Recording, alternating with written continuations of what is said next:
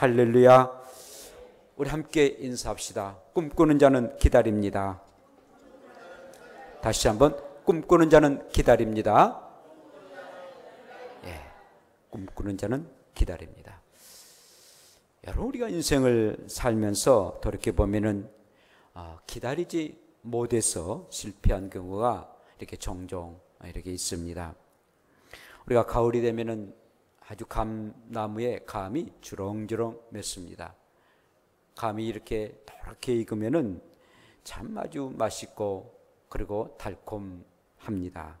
근데 익지 아니하는 감을 따면은 아주 더러워서 먹기가 아주 불편한 것을 보게 됩니다. 우리 어린아이가 태중에서 10달 동안 엄마의 뱃속에서 있다가 만삭돼서 이렇게 태어나면 아주 건강한 어린아이가 태어납니다마는, 그러나 10달이 되지 못하고 미리 태어나면 미숙아로 태어나고 그리고 키베트 속에 들어가서 나머지의 그 달을 이렇게 보내는 것을 보게 됩니다. 그런데 여러분, 실패 중에 그 하나를 보게 되면 우리의 신앙인들은 하나님 중심으로 살고 또 하나님의 때에 따라서 살아가야 되는데 자기 중심으로 그리고 자기 때에 살아갈 때가 종종 있습니다. 아주 저급함으로 통해서 일을 서투르게 만드는 그런 경우가 참으로 많습니다. 우리들은 저급에서 가장 빠름을 원하지 않습니까? 그러나 하나님은 발음을 원하십니다. 바른 것, 옳은 것을 원하시는데 우리는 빠른 것을 원하다가 그만 일들이 되지 아니하는 그런 경우들을 보게 됩니다. 하나님은 바른 것을 원하시고 그리고 기다려라, 그리하면 내가 다 이루리라 라고 말씀하고 계십니다.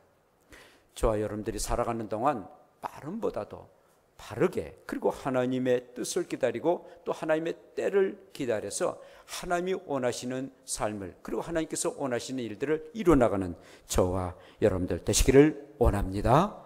오늘 말씀 보면은요, 기다림의 믿음의 사람 요셉을 함께 생각하고자 하는데요, 이 요셉은 그의 집에서 나온 지 13년 동안 그는 기다렸습니다. 보디발의 집에서, 시대장 그 집에서 11년 동안 그는 기다립니다. 그리고 오늘 본문에서 나오는 감옥에서 2년 동안 그는 기다리게 됐습니다. 정말 지루한 만큼 기다리고 또 기다렸던 그의 삶이었습니다. 오늘 본문을 보면은 이 술 맡은 이 간원장이 그의 꿈을 요셉에게 말을 하게 되죠. 포도나무가 있는데 3가지가 있었다. 그런데 싹이 나고 꽃이 피고 열매를 맺어서 그 즙을 짜가지고 그래서 그것을 바로왕에 드렸다라는 그런 내용의 얘기를 합니다. 그때 바로 요셉이 그 꿈에 대해서 해석을 합니다. 3가지는 3일 후가 될 것이다. 3일 후에 당신은 복직이 될 것이다. 그리고 바로 왕에게 포도 이 즙을 짜가지고 그 바로 왕에게 그게 드리게 될 것이다 라고 얘기를 하면서, 당신이 잘 때거든 나를 좀 기억하사, 나 좀 기억하사 나를 좀 다시 좀 이 감옥에서 나아가도록 하게 해주세요. 은혜를 베푸세요 라고 이렇게 부탁을 합니다. 그 얘기를 듣고 있었던 이 떡을 맡은 그런 간원장이 굉장히 내용이 좋거든요. 그래서 자기의 꿈 얘기를 하게 됩니다. 저도 꿈을 꿨는데 흰떡 3강주리가 있는데 그 강주리의 떡을 내가 이고 있었다. 그런데 새들이 그것을 먹고 말았다라는 그런 내용의 얘기를 하게 되죠. 그때 요셉이 얘기를 합니다. 굉장히 이 얘기는 하고 싶지 않는 얘기고, 그리고 이 얘기는 굉장히 좀 무서운 그런 얘기입니다.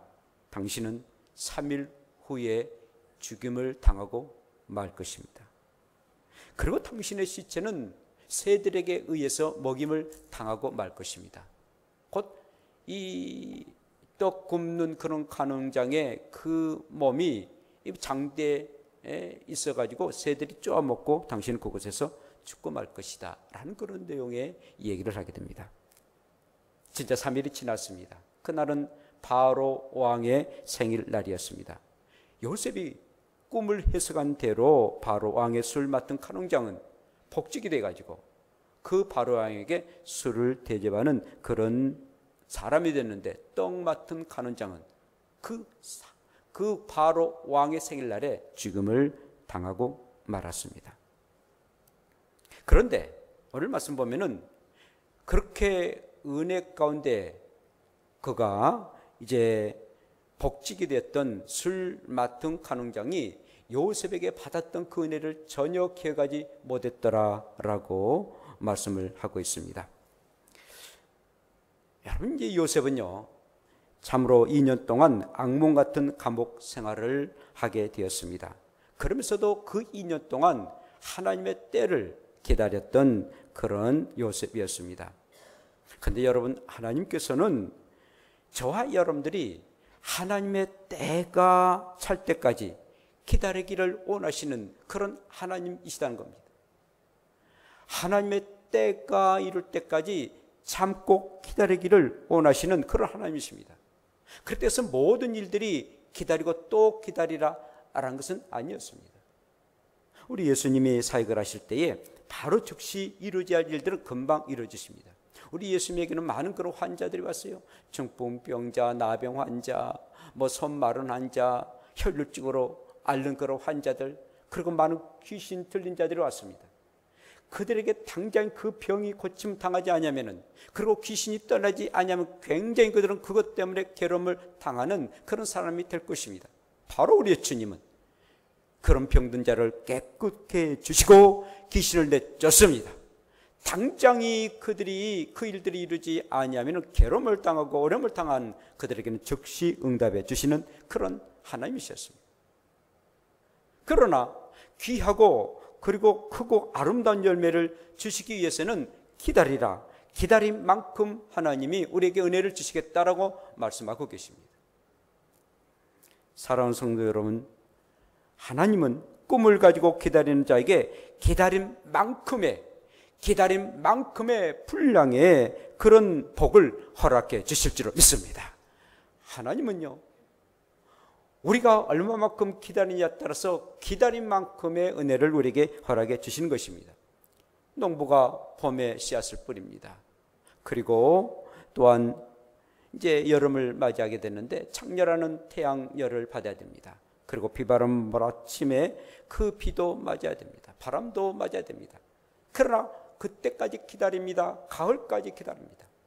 기다린 그런 농부에게 좋은 열매가 맺어질 수가 있는 것입니다.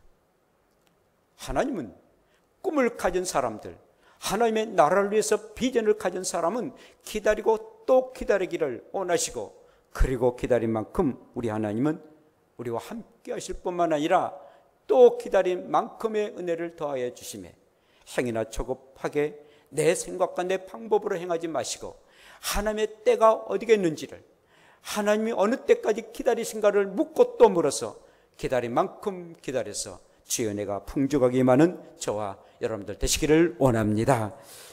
하나님은요 13년간 꿈쟁이 요셉을 기다리게 하셨습니다. 완전 하나님의 사람으로 만들어 크게 사용하시고자, 그리고 하나님의 계획과 역사를 이루시기 위해서 기다리고 또 기다리도록 하나님은 요셉을 훈련시키고 또 여러 가지 시련들을 허락하셨습니다. 자, 그렇다면 오늘 본문에서 어떻게 하나님은 요셉을 사용하셨습니까? 첫째는 하나님은 꿈을 가지고 기다리는 사람에게 지혜를 주셨다라는 말씀입니다. 바로 왕의 술 맡은 간원장, 바로 왕의 턱 밑에서 아주 시정되는 최고 관리직이었습니다. 얼마나 중요한 그런 일들입니까? 모든 그런 연회에, 그리고 왕의 그 술을 맡은 자는 참으로 중요한 일입니다. 그리고 또 곧 음식을 맡은 그 간원장도 바로 왕의 그 건강을 책임지는 그런 중차한 그런 관리였습니다. 그런데 그가 꿈을 꾸고 그 꿈을 해몽할 사람을 이 두 사람은 찾지를 못해서 안절부절하고 근심하고 있는데, 요셉이 그 꿈을 아주 정확하고 명쾌하게 해석해 주게 됩니다. 아주 지혜로운 그런 해석을 한 것을 봅니다. 완전 해석을 했는데 정말 하나도 틀림없이 완전하게 맞는 그런 꿈의 해석이었습니다. 그런데 여러분 보세요. 요셉이 이 꿈을 꾸고 꿈을 해몽하는 일들을 전문을 했거나 또 그런 지식이 있다라는 성경은 전혀 없습니다. 어릴 적부터 어떤 지혜로운 그런 사람이었다, 총명의 사람이었다라는 그런 내용도 전혀 없습니다. 그런데 이 요셉은 굉장히 지혜롭게 그 모든 꿈들을 잘 해석하고 해몽했던 그런 사람이었습니다. 어떻게 그가 그런 꿈을 잘 해석하고 그리고 그들의 앞날을 잘 이렇게 예언했을까요? 바로 이 요셉이 하나님을 경외했기 때문인 것입니다. 어릴 적부터 그런 하나님을 정말 경외했던 하나님의 사람이었습니다. 하나님을 경외하면은, 하나님을 믿고 의지하면은 분명하게 하나님께서 지혜를 허락해 주십니다. 사람에게 이르시기를 주를 경외합니다. 경외함이 곧 지혜이다 라고 욥기 18장 28절에 말씀합니다. 여호와를 경외하고 주를 경외하는 자는 바로 지혜가 임할 것이다 라고 말씀합니다. 여호와를 경외함이 지혜의 근본이라고 잠언 9장 10절에 말씀합니다. 그렇습니다. 하나님을 경외한 그 자체가 지혜인 겁니다. 그 지혜도 사람의 지혜가 아니라 하나님이 주신 그런 지혜입니다. 하나님 어떤 지혜를 가지고 계십니까? 전지전능하신 지혜를 가지고 계십니다. 모든 것이 없으시는 그런 전지하신 분입니다. 그리고 전능하신 분이십니다. 사랑하는 성도 여러분, 정말 여러분들이 지혜가 부족합니까? 지혜가 부족하거든 꾸짖지 아니하시고 호의 주시는 하나님께 아뢰라, 그리하면 주시리라. 야고보서 선생님 우리에게 말씀하고 있습니다. 참으로 살아가는데 얼마나 지혜가 필요한지 모릅니다. 모든 삶의 슬기로운 삶은 지혜로부터 나온 것 아니겠습니까? 그런데 그 지혜를 하나님을 경외하는 사람에게 주시겠다라고 말씀하고 계십니다. 오늘 또 요셉이 그 지혜롭게 꿈을 해석한 것처럼 여러분들이 살아가는 동안 여러 가지 만난 일들, 정말 하나님이 주신 그런 지혜로 모든 삶을 슬기롭게 살아가 참으로 참된 삶을 누릴 수 있는 저와 여러분들 되시기를 원합니다. 꿈꾸는 사람은요, 자기의 어떤 야망에 토치된 사람이 아닙니다. 하나님께서 원하신 일이 무엇인가? 하나님이 나에게 지혜가 어떠한 지혜를 주시는 건가? 그 지혜를 가지고 한 걸음 한 걸음 나아가는 사람이 참된 꿈꾸는 사람이고 비전의 사람인 것입니다. 여러분, 지혜의 대명사이고 그리고 또한 왕이었던 솔로몬을 보세요. 그가 하나님의 성전을 짓고 낙헌식을 하게 됩니다. 성전 짓고 이제 헌당식을 하게 되는데 다 짓고 하나님 앞에 간절히 기도합니다. 간절한 심정으로 기도를 합니다. 그리고 기도하고 기다리는데 하나님이 지혜를 주세요. 너보다도 더 큰 지혜가 있는 자 없을 것이다. 그리고 부귀영화를 너에게 줄 것이다. 그 많고 많은 그 지혜, 그 모든 지혜를 솔로몬에게 줘서 솔로몬은 정말 지혜가 아주 남달리 뛰어났을 뿐만 아니라 그리고 많은 애국에서도 그 지혜를 보기 위해서 금은 포화를 가지고 그 지혜 한마디를 듣기 위해서 오게 돼서 정말 이 솔로몬은 부귀영화를 누리는 그런 놀라운 그런 지혜의 왕이었습니다. 바로 그렇습니다. 살아가는 동안에 얼마만큼 지혜가 있는 건가? 참으로 소중한 일입니다. 그러나 우리가 지혜가 부족합니다. 그럴 때일수록 지혜가 부족하거든 후히 주시고 후히 주신다 말씀하십니다. 후히 주신답니다. 그리고 꾸짖지 아니한다는 것입니다. 우리는 공부 못하는 애들한테 이런 멍퉁구리야. 이제까지 너는 너 누구를 닮아가지고 공부도 못하냐 막 군밥 줄 때고 얼마나 많습니까? 사실은 자기 엄마 아빠 중에 한 사람을 닮았는데 말입니다. 그러나 우리 주님은 지혜가 부족한 사람들 꾸짖지 아니하신다는 것입니다. 그리고 후히 주신다는 것입니다. 항상 기도하세요. 하나님, 저는 지혜가 부족해요. 왜 이렇게 지혜가 부족한지요? 저는 이렇게 목회하면서 참 달마다 그렇게 얘기합니다. 왜 이렇게 지혜가 부족했는지. 지혜가 있다면 이렇게 하지 않을 텐데 이렇게 지혜가 부족해서 이렇게 일을 엉망으로 만든다는 건가? 늘 지혜가 부족함을 느끼게 됩니다. 그런데 하나님 앞에 기도하고 또 새벽에 또 앉아 기도하면 그 지혜를 또 이렇게 주시고 그리고 아이디어를 주셔서 오늘날까지 이렇게 살아가고 있습니다. 꿈꾸는 자는, 그리고 하나님의 때를 기다리는 자는 지혜를 얻는 사람입니다. 지혜롭게 잘 기다려서 하나님의 뜻을 이루어드릴 수 있는, 그리고 여러분들의 소원한 것, 하나님이 기뻐하시는 그 꿈이 이루어지는 복된 여러분들 되시기를 축원합니다. 또한 하나님은 꿈을 가지고 기다리는 자에게 남의 허물을 덮어주라 말씀하고 계십니다. 하나님은요, 남의 허물을 파헤치거나 누설하는 것을 원치 아니하십니다. 하나님은 요셉이 형들과 그리고 보디발의 그 아내 허물을 말하지 아니하는 것을 굉장히 기뻐하셨습니다. 충분하게 다른 사람에게, 또 가는 장에게, 그리고 감옥에 들어 있는 사람들에게, 그리고 보디발 그 사람에게 말할 수도 있습니다만 성경에 그런 얘기가 전혀 없다는 것입니다. 전혀 없습니다.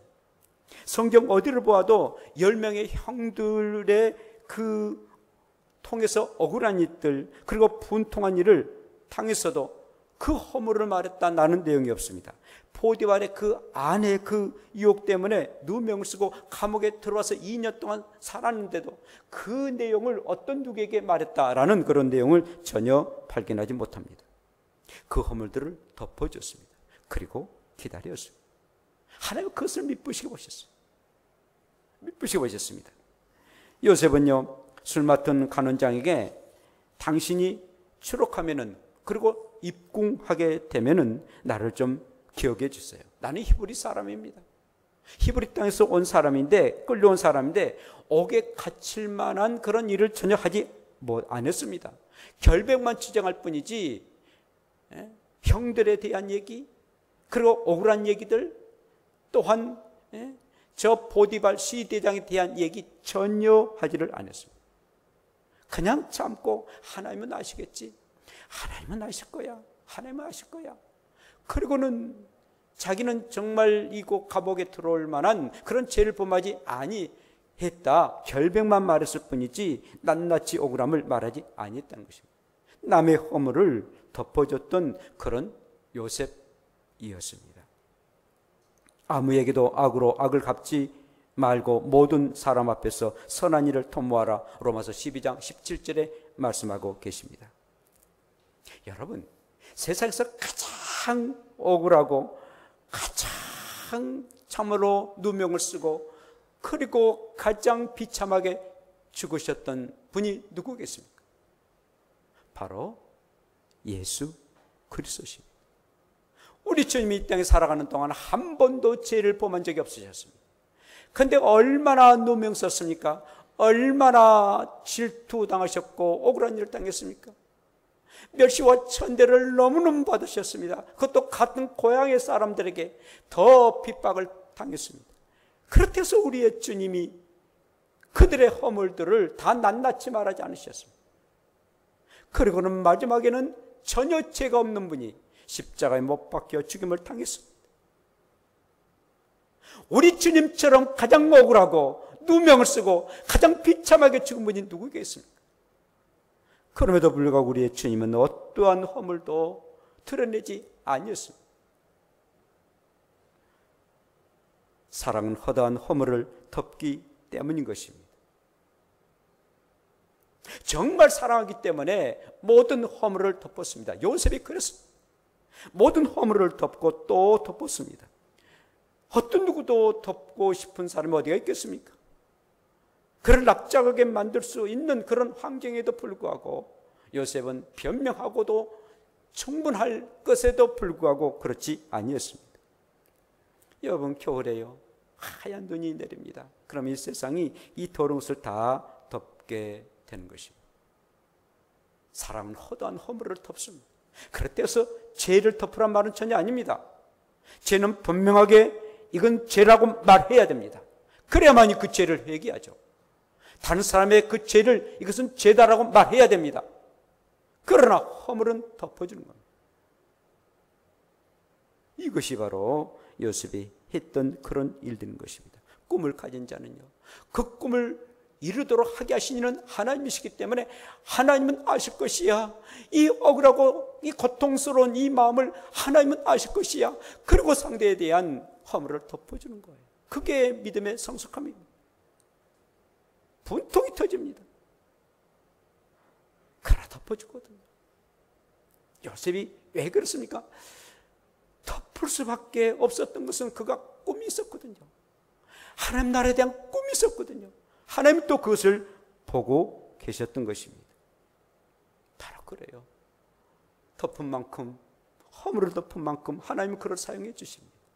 덮은 만큼 우리도 다른 사람에게 허물을 덮은 바 되고, 특별히 하나님께서 우리의 허물을 덮어 주시는 것입니다. 사랑하는 성도 여러분, 꿈을 가지고 기다리고 있습니까? 그렇다면 다른 사람의 허물을 덮으십시오. 그래야면은 하나님께서 때가 되면 여러분들이 원하신 것, 하나님이 기뻐하시는 비전이 분명하게 이루어질 줄로 믿습니다. 마지막으로는 하나님은 꿈을 가지고 기다리는 사람을 기억하고 계신다라는 말씀입니다. 요셉은요, 꿈의 그 해석을 잘해서 술 맡은 자가 이렇게 바로 왕의 생일날에 나가서 술을 대접하게 됩니다. 그런데 2년이 지나도록 은인 중에 은인이었던 요셉을 전혀 기억하지 못했다라고 말씀해 주고 있습니다. 술 맡은 간원장이 요셉을 기억하지 못하고 그를 잊었더라. 40장 23절에 말씀하고 있습니다. 참 배은망덕한 그런 사람이죠. 그러나 하나님께서는 항상 요셉을 기억하고 계셨다라는 것입니다. 하나님은 우리의 이름을 손바닥에 새기시고 그리고 우리를 기억하고 계십니다. 하나님은 한 번도 나를 잊어버린 적이 없어요. 하나님은 나를 항상 나 몰라라 라고 하신 적이 없어요. 항상 자나깨나 나를 잊지 아니하시고 기억하고 계신다는 겁니다. 우리의 부모님들이 그러지 않아요?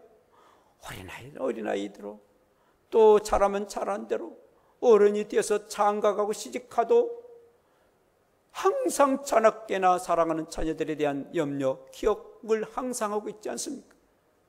효도를 해도 불효한다 할지라도 기억하고 있어요. 하물며 우리 하나님이 우리를 기억하지 아니하시겠느냐 이겁니다. 요셉이 어린 시절 채색을 입고 그 아빠의 그 사랑을 받을 때도 하나님은 기억하고 계셨습니다. 깊은 웅덩이에 빠져서 형들로 통해서 멸시를 천대를 받을 때도 하나님은 그를 기억하고 계셨습니다. 시대장 보디발의 집에 팔려가 참으로 총무의 일을 감당할 때도 하나님은 기억하고 계셨습니다. 그리고 누명으로 감옥에 들어가도 하나님 요셉을 기억하고 계셨던 것입니다. 하나님 우리를 기억하고 계신 분입니다. 여러분, 갈보리 언덕에는 십자가가 있었는데 양옆에는 두 강도가 있었습니다. 그런데 그 강도 중에 한 사람이 주여 당신이 당신의 나라에 임하시면 나를 기억해 달라고 얘기를 합니다.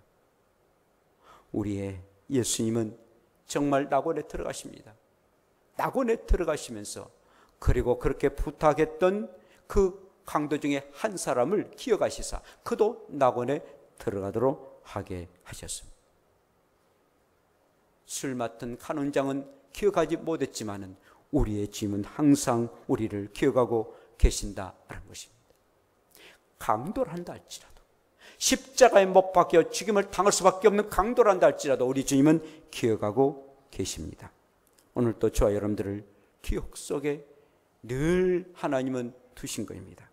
그러므로 꿈을 가지고 기다린 자는 늘 하나님을 기억하신 하나님으로 인정하고 우리도 하나님을 기억하는 것입니다. 기억한다는 것은 의식한다는 말이죠. 항상 하나님을 의식하고 내가 누명을 쓰고 억울한 일을 당한다 할지라도 하나님은 아실 것이야. 하나님은 나를 기억하실 것이야.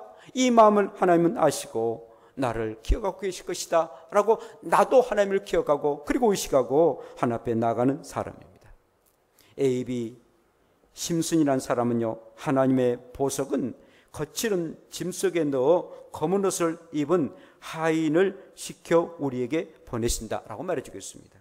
그러나 그 안에 왕궁의 보물과 신랑이 주는 사랑의 선물이 있다라고 말합니다. 그렇습니다.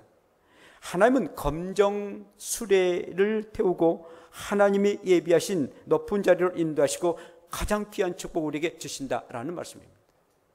그 고난스럽습니다.